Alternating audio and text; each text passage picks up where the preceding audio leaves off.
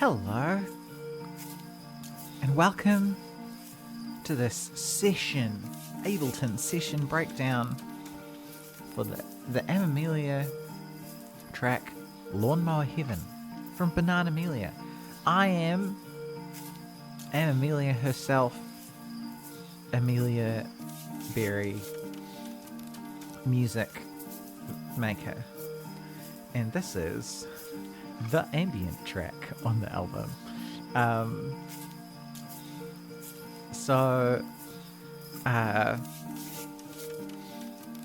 While making this album, I was listening to a lot of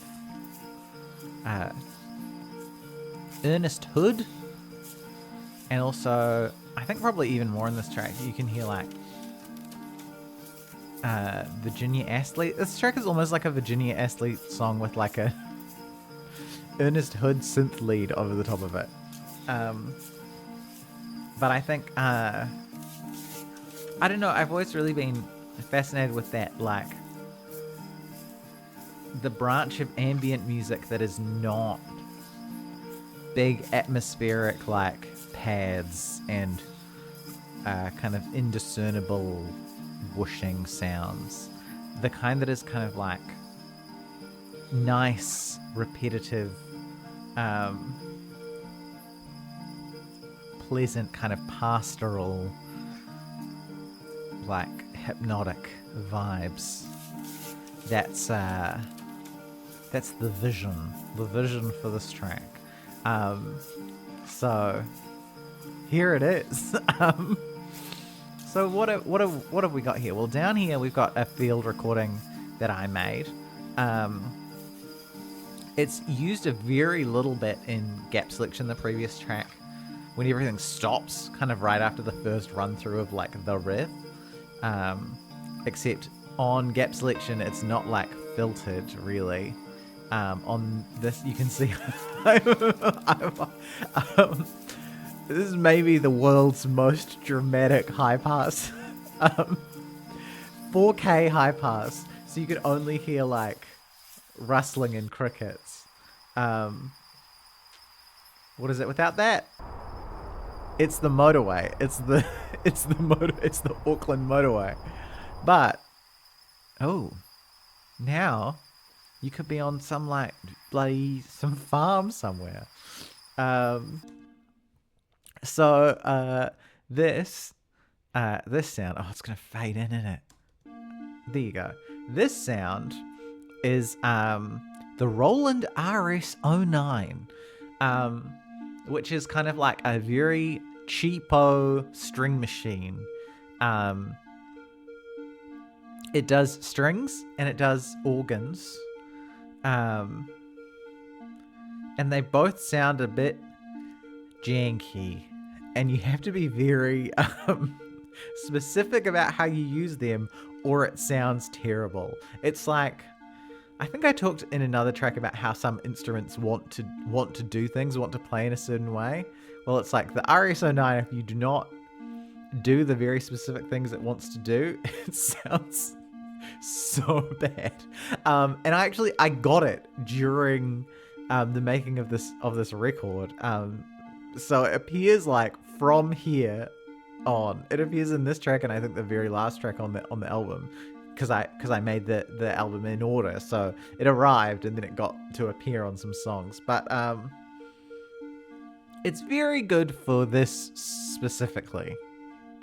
The Cure are kind of maybe the most famous people who used one, and every time it comes up about like where they used it, you have to like discern that it is that, because they'll describe it as like a cheap Roland keyboard or like a shit organ or something like that. Here is me playing little arpeggios on the guitar.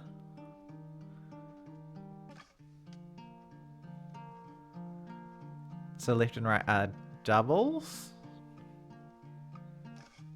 and all of this is like quite loosely played. Like there's not MIDI on the RS-09, so this is just me playing that same little kind of slightly kind of like all tomorrow's parties part, kind of over and over. And then the other guitar plays something different.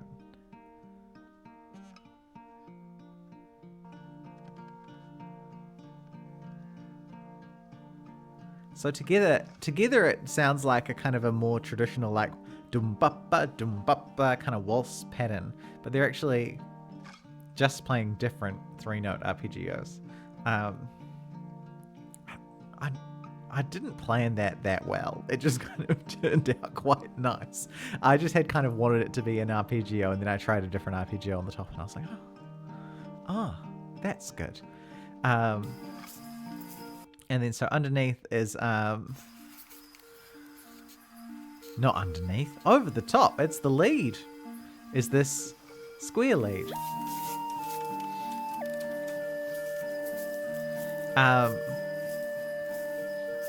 Which I think I played out of tune. And so, yes, it was 10 cents flat. One of the only things that gets a kind of like algorithmic tuning on the record. Everything else is pitch and timed. This one I had to fix because I didn't tune it properly before I played it in, and then I couldn't be bothered. I think I actually tried to replay it and I couldn't get, because it's kind of improvised almost. Around it's almost it's like a variation on the chorus melody from Colorbox, the like Your Secret World bit, but just obviously with the timing changed. But that's basically what the notes are for it. So it's just those notes and then kind of improvising around that motif. I don't think anyone ever would pick that up, but that is what it is. It's Your Secret Life.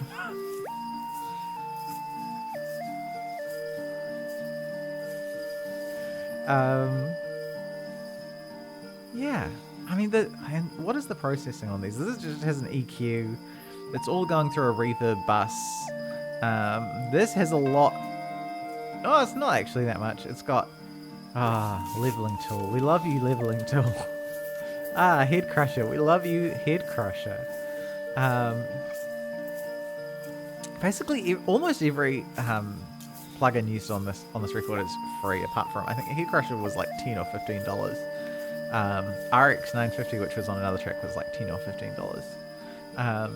The organ is going through 28% of deep LV room.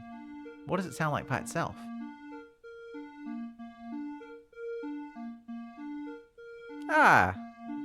It's not too bad. It's basically the best part of the RS09 is that it has an inbuilt chorus. It's like the Juno is famous for its inbuilt chorus.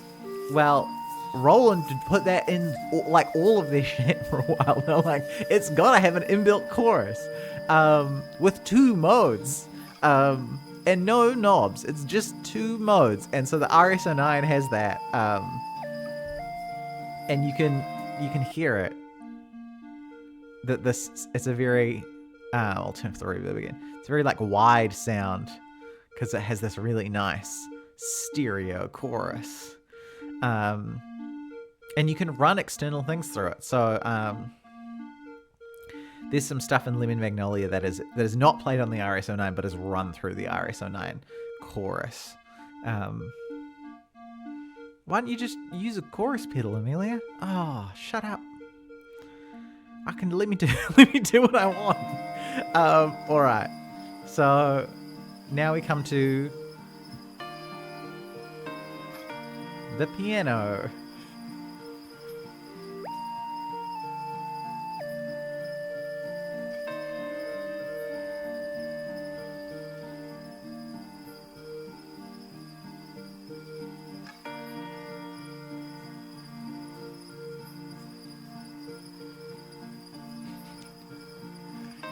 Sorry, I'm just listening to it. It's quite nice. It's a very, very simple piano melody. I think originally I had written, instead of these guitars, I think when I was writing it, it had a piano. Actually, maybe it'll be here.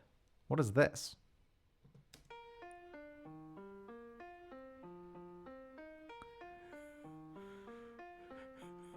Help.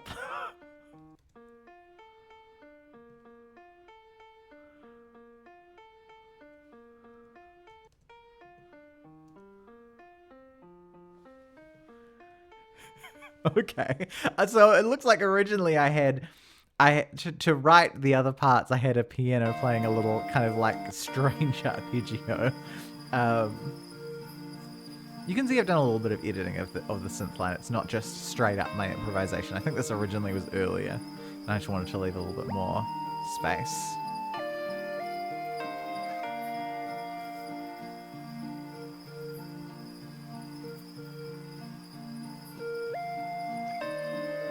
And so, yeah, in keeping with this being an improv on the like color box melody, this last bit is the and I know, and I know. I'm not gonna sing it. You can hear that's playing the basically the more or less the melody. It's the and I know part.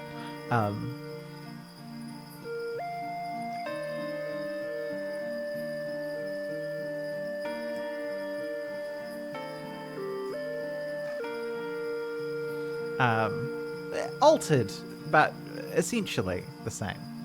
And then we've got a B section. This bit is so Virginia Astley. Shout out. I love your work, Miss Virginia Astley. And so this is the only bit on the album where there's two pianos.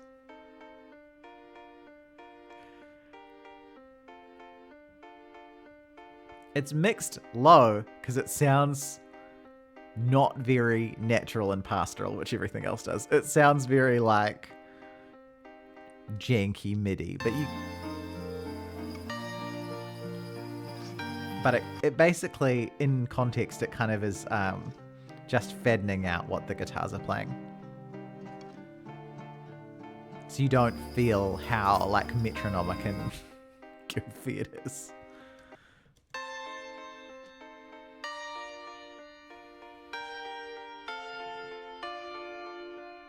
It's a really simple chord progression, but it sounds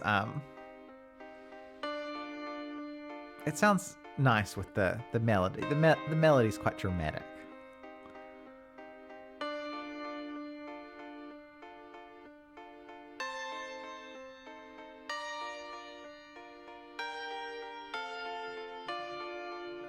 And then there's another element here.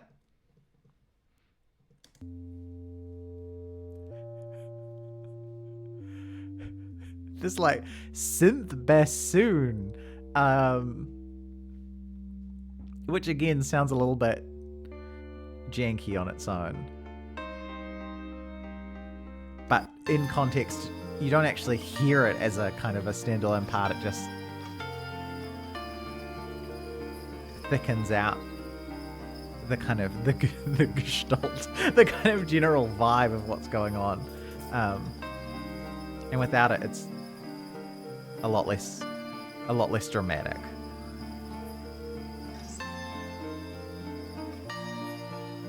Oh.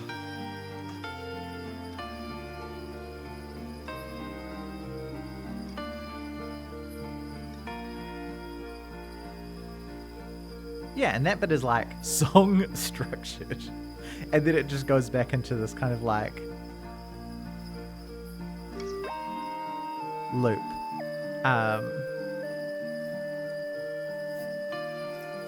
Now that you're when you start listening for that low synth, you really feel it when it drops out. This track has like no low end in it.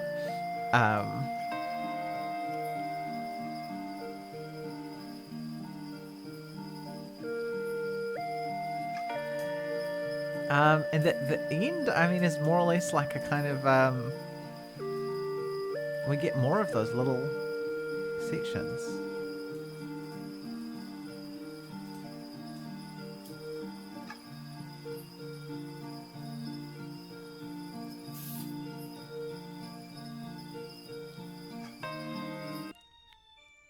New organ, still the RS09. I have a tuner on the track because you have to manually tune it, and when it gets warm, it changes the tuning. And this was summer, so I had to tune it quite a lot. I've been playing it recently, and it's been like, 7 to 12 degrees in Melbourne where I am, and it's like the tuning knob is like all the way over to one side and like staying in one place. It'll heat up again, and then I can move it back to the middle in a less concerning space. But yeah, it's just a different kind of an organ sound. You got a few options on the RS09. You've got you got two sounds, and then you've got them at different like octaves, kind of like a Hammond like drawbar organ, but much less glamorous sounding.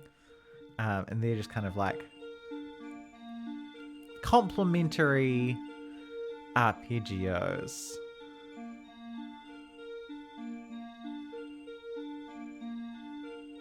Like the guitars are.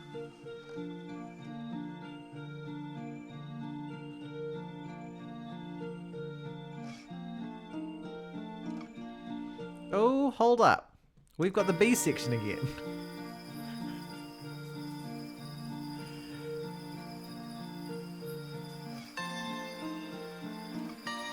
And I think on most kinds of music, you would probably want the B section to hit harder the second time that it comes in. You know, you want the first one to be more stripped back. But on this one, it's much lighter the second time, which kind of like helps the track feel like it's kind of like moving away from you as it goes on. Like it kind of like fades into vision, and then it's like closest to you at that first B section, then it's kind of like vaguely drifting away because you don't have any of that bass the second time.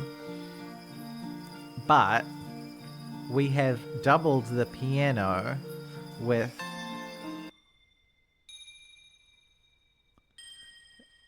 the bell sound from the first track, which is running through a little echo, and this huge this big time reverb from like a bajillion years ago. I say from a bajillion years ago is when I got it. I should probably update it, get an updated version. But yeah, that's also that's one of the other non-free plugins. I think the Frequency Echo is free, Convology XT is free. The other Valhalla things are money, but they're also like the industry standard. Like time-based effects.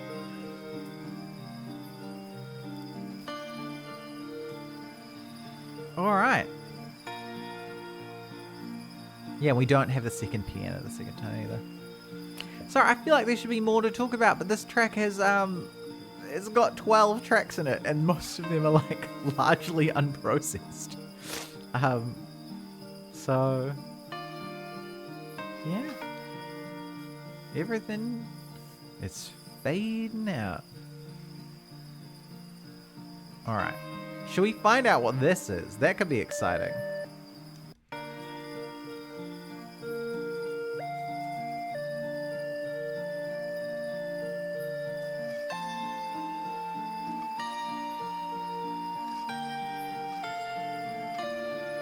Oh, that's nice. It's just also playing the melody. I think that was probably before I added the bell. Oh. Oh, no, it's gone off. It's gone off pace.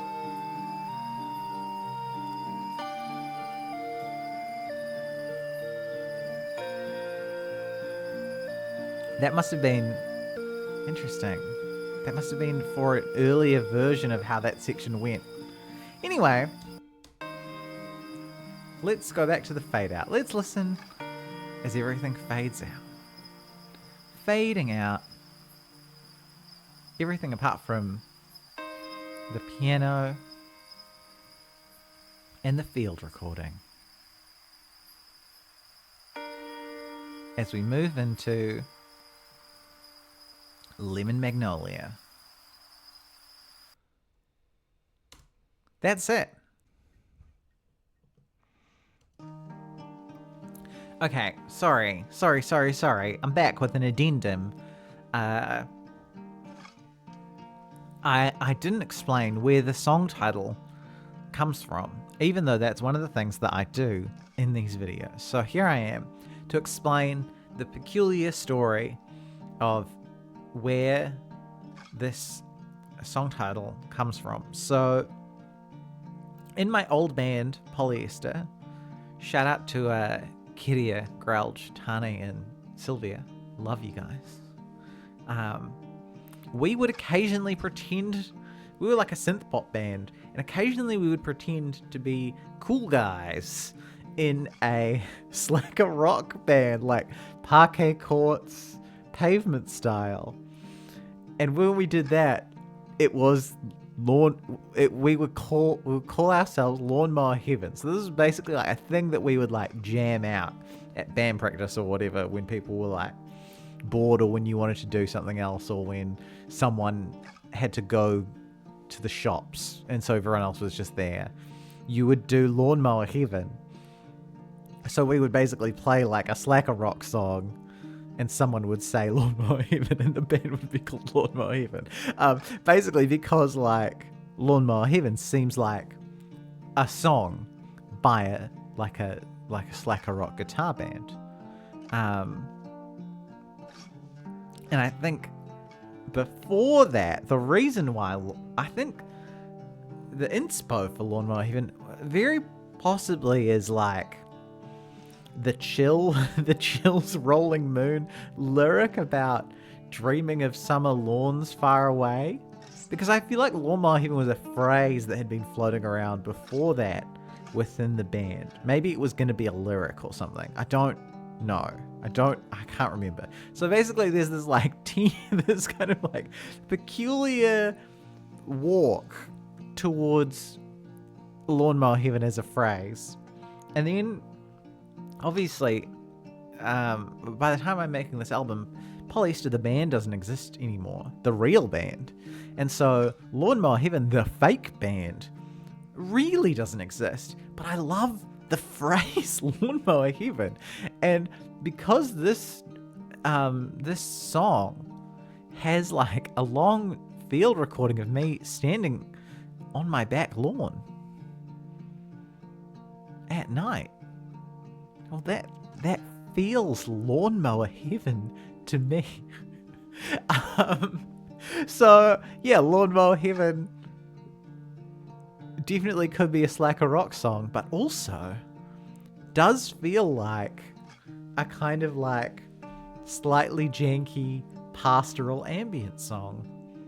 And so that's where it came from. Shout out the original Lawnmower Heaven, Polyester. Shout out the Chills. That's my addendum. This is the real end of the session breakdown. Goodbye. It's over.